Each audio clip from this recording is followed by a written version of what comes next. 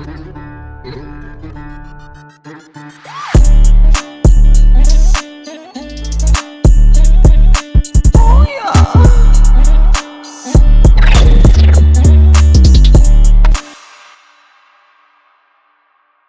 guys, what's up? ഇന്നത്തെ വിഷയം എന്തെന്ന് വെച്ച് കഴിഞ്ഞാൽ ചേട്ടാ ഹിന്ദു ആചാരത്തെ വ്രണപ്പെടുത്തുകയാണ്. ചേട്ടാ എന്തിനാ ഇങ്ങനെ ചോദിക്കുന്നത്? സമാധിയെ പറ്റിയിട്ടാണ് എനിക്ക് പറയാനുള്ളത്. ഇപ്പോഴത്തെ കാലത്ത് ഇതൊക്കെ പോസിബിൾ ആണെന്ന് ചോദിച്ചു കഴിഞ്ഞാൽ ആസിഫ് പറയും. കണ്ടില്ലേ, പോസിബിൾ ആണ്. കണ്ടില്ലേ ഇതൊക്കെ? ശരത്ത് പറയണത് സത്യമാണ് അല്ലേ? ശരത്തിന്റെ സ്റ്റേറ്റ്മെന്റ് പറയണ സത്യമാണ്. പക്ഷേ നാട്ടില് ഇൻസുലിൻ എടുത്തിട്ട് ആരും പോകൂല.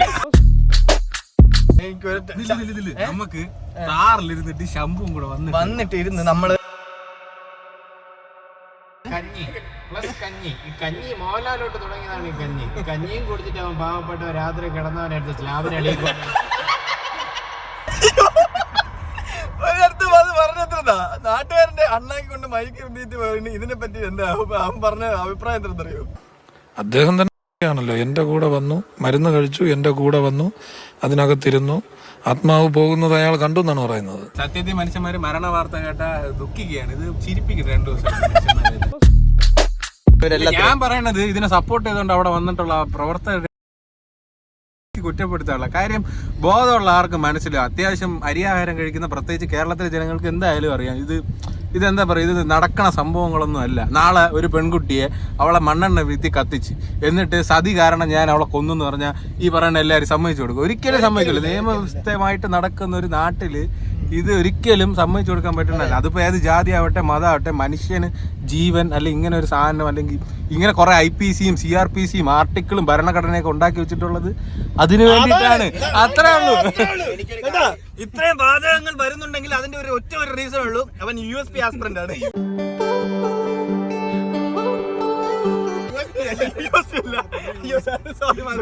USP അല്ല, UPSC ആസ്പിറന്റ് ആണ്.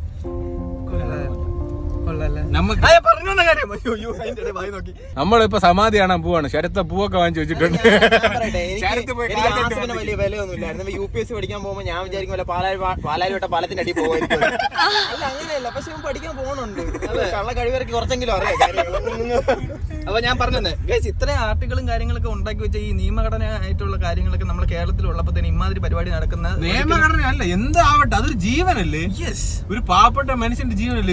ഇപ്പൊ മറ്റേ അശോകൻ സിനിമയിൽ പറഞ്ഞ കണക്കാണ്, സ്വന്തം അച്ഛനല്ലേ സാറേ പറഞ്ഞ കണക്കാണ് അവൻ പറയണത്. എന്റെ അച്ഛനാണ് അതിന്റെ ഡോക്ടർ. ഒന്നുമില്ല, ഒരു ഡോക്ടർ വെരിഫൈഡ് എങ്ങനെ മരണപ്പെട്ടു എന്നുള്ള സംഭവം എങ്കിലും ചെയ്തിട്ട് അവര് സമാധാക്കിയിരുന്ന ഒരു കുഴപ്പമില്ല. ഇത് ബന്ധുക്കൾ അറിയിച്ചിട്ടില്ല. അത് അച്ഛനാവട്ടെ അമ്മയാവട്ടെ അല്ലെങ്കിൽ മകനാവട്ടെ. പക്ഷെ എനിക്ക് ഒരു ഡൗട്ട് കൂടെ ഉണ്ട്. ഈ മരിക്കാൻ പോകുന്ന പുള്ളിക്കാരന് ഡയറക്റ്റ് പോലീസ് സ്റ്റേഷനിൽ വിളിച്ച് പറയാമല്ലോ ഞാൻ സമാധിയാവാൻ പോണെന്ന്. അത് പറയാം. അല്ലെങ്കിൽ അങ്ങനെ എഴുതി വെക്കണമെന്ന് നടക്കൂല. അങ്ങനെ പറഞ്ഞ് ഇൻഫോം ആയിട്ട് പോകുന്നത് മൊത്തം ഇത് നോക്കുമ്പോൾ ഒരു എക്സിക്യൂട്ടഡ് മർഡർ ആയിട്ടാണ് തോന്നുന്നത്. സത്യമായിട്ടും ആ ഒരു മൊത്തത്തിൽ ആ ഒരു വിഷണറി മൊത്തം പോയിരിക്കണം. UPSC ആസ്പിറന്റ് എടുത്ത് പിന്നെ കാര്യങ്ങൾ വിളിച്ചു ചോദിക്കാം. സബ് കളക്ടർ എന്താണ് സബ് കളക്ടർ ഇപ്പം ആർമിയൊക്കെ വരാൻ പോണെന്ന് പറയും. ആർമി ശരത്ത് കൊണ്ടുവരും. ശരത്തെ വരും. എന്താണ് അതിന്റെ അഭിപ്രായം? ഇവിടെയുള്ള നാട്ടുകാർക്കും എല്ലാവർക്കും ചെയ്യാവുന്നതൊക്കെ ഉള്ളൂ. ഒന്നല്ലെങ്കിൽ ആദ്യം ഇവർ ചെയ്യേണ്ടിരുന്ന മറ്റേ അവരെ സമാധാനപരമായിട്ട് പറഞ്ഞ് മനസ്സിലാക്കുക. എനിക്ക് തോന്നുന്നു ഇവരുടെ അടുത്തേക്ക് പറഞ്ഞിട്ട് കാര്യമില്ലെന്ന് തോന്നുന്നു. അതുകൊണ്ടായിരിക്കും അവരിൻ്റെ ഇപ്പം എന്തായാലും എൻ്റെ അഭിപ്രായത്തിൽ അത് പൊളിക്കണം. അതിലെന്താണെന്ന് അറിയണം. ആസ് എൻ ഇന്ത്യൻ പൗരൻ അല്ലെങ്കിൽ കേരളത്തിൽ താമസിക്കുന്ന ഒരു വ്യക്തി എന്ന നിലയ്ക്ക് എൻ്റെ അഭിപ്രായം അത് തീർച്ചയായിട്ടും പൊളിക്കണം. അതിലെന്താണ്, അതിന് പിന്നിൽ എന്താണ് നടന്നിട്ടുള്ളതെന്ന് എല്ലാം അന്വേഷിച്ചറിയണം.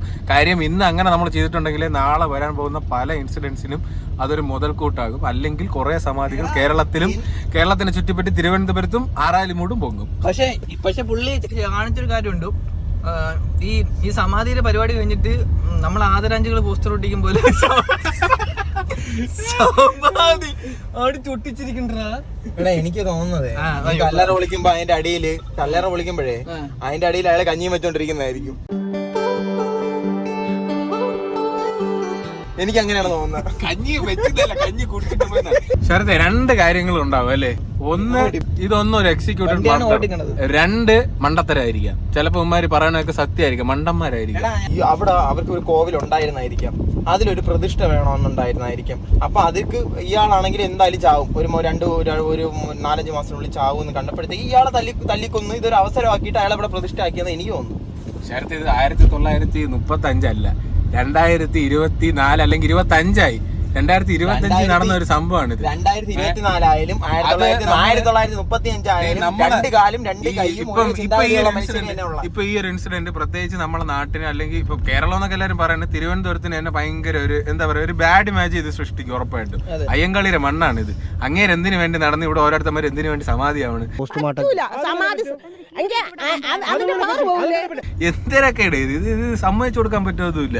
ഇത് എന്തേ ആവട്ടെ, ഒറ്റ ഇതേ ഉണ്ടായിരുന്നുള്ളൂ, ഡോക്ടറെങ്കിലും അത് റെഫർ ചെയ്യണമായിരുന്നു, ഇതായിരുന്നു സംഭവം. എന്നിട്ട് സമാധിയാക്കുകയോ അവിടെ പണിയോ അല്ലെങ്കിൽ എല്ലാരും കബറിട്ട് മൂടല്ലേ എല്ലാരെയും, അതുപോലെ ചെയ്തിരുന്ന ഒരു പ്രശ്നവുമില്ല. ഇതിപ്പോ കൊലയാണോ കൊലപാതകമാണോ അങ്ങനെ സ്വമേധയാ മരിച്ചാണോ എന്താണെന്നൊരു കൺക്ലൂഷൻ ഇല്ലല്ലോ. പക്ഷെ അവിടെയുള്ള ബന്ധുക്കളും നാട്ടുകാരൊക്കെ പറയുന്നതെന്ന് വെച്ച് കഴിഞ്ഞാല് പുള്ളിക്ക് എണീക്കാൻ പോലും വയ്യായിരുന്നു. തന്നെ പറഞ്ഞ സ്ലാബ് ഇട്ട് മൂടി അണ്ണായിക്കൊണ്ട് മഴക്ക് എറിയും. എന്താ അഭിപ്രായം? നീ അവിടെ പോണ്, അതിങ്ങനെ വണ്ടി അവിടെ ഇരിക്കുന്നു. നിന്റെ വായ എന്താ പഴമായിരുന്നോ? ഞാൻ സമാധിയിലായിരുന്നു.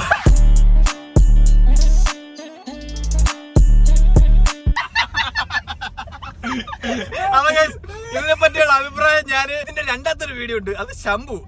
അവൻ ഇതിനെ പറ്റിയിട്ടുള്ള കാര്യങ്ങളൊക്കെ പ്രശസ്തമായ ഒരു പൂജാരിയാണ് അവൻ പറയുമ്പോഴത്തേനും നമുക്ക് കറക്റ്റ് കാര്യം എത്തിനാണെന്ന് നമ്മൾ വ്യക്തതയോടെ ഞാൻ പറഞ്ഞു തരാം, വ്യക്തതയോടെ നിങ്ങൾക്ക് ഞാൻ പറഞ്ഞു തരുന്നതായിരിക്കും. അപ്പം ഇതിന്റെ പാർട്ട് 2, സമാധി പാർട്ട് 2 വരുന്നതായിരിക്കും.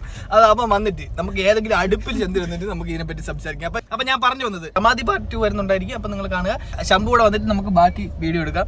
വേറെ ഒന്നും എനിക്ക് പറയാനില്ല. സോ ദിസ് ഇസ് ദിഗലിലെ അടുത്ത പാർട്ട് 2 ഞാൻ പറയട്ടെ. എനിക്ക് ഈ വിഷയത്തെ കുറിച്ച് കാര്യമില്ല. PARI ഓക്കെ, അപ്പൊ മനസ്സിലല്ലോ. അപ്പൊ എനിക്ക് വേറെ ഒന്നും പറയില്ല. അടുത്ത പാർട്ട് 2, സമാധി പാർട്ട് 2 ആളെ എന്റെ വെറുതെ കഴിക്കും. അപ്പൊ bye bye guys, love you ഉമ്മ, love U.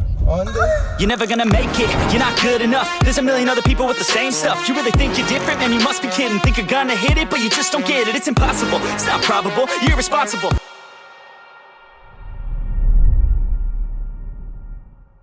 Chata, 1 kilo samadhi. Oh!